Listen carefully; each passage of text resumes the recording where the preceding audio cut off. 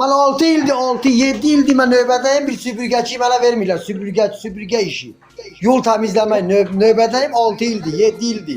Mənə vermirlər onu. İştat yoktu aziz kardeşim. Yol idarəsində iştat yoktu. Bir kanalı tutanda, bir torbanın ağzını temizleyende, bir yolunda bir zibil tökülende onu götürüp atım. İştat yoktu, 7 ildi, bu gülmelidir bu Azerbaycan. Yağburçılıqdır bu Azerbaycan. Albatta. Gülməlidir, bu laf ağlamalıdır, Pramur. Özdə Allah'ın dostu. Ama bir daha söz diyeceğim size. Neçə yaşınız var? Allah sağlık versin. Benim 46 yaşım var, 79 təvəllüdüm. Su 46 yaşınız var.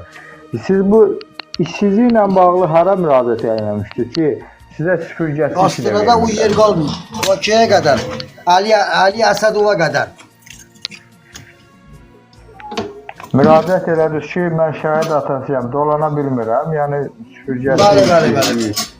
Keçmiş Nerede yol diyorlar idarəsi onlar? vardı, Qurban müəllim. Keçmiş yol idarəsi vardı, Qurban müəllim. İşdən məzuniyyətə çıxdı. Yəni işdən azad olundu yaşla əlaqədar. Onun milləri Hə. çıxdı meydana. Bütün Astrada nə qədər işlər vardı, hamısı zəbt eləmişdik. Nə bilim hansı bir qadın saxlayırdı, onun evinə qədər asfalt. 2 mərtəbəli ev. Nə bilim harda nə 10 dəfə həcə gedib. Nə bilim nələr eləmişdi. Elə bir ki Alo, düz dedin. Asfalt zavodunu özelleştirilmişti. Bütün ne bileyim maşınları satmıştı. Bütün ne bileyim neler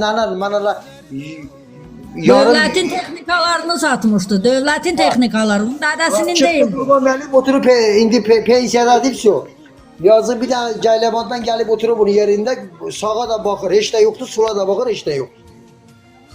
Nə qədər Səsində pensiya alır indi? Səsini de çıkartsa o da bilir hara gidecek yazık.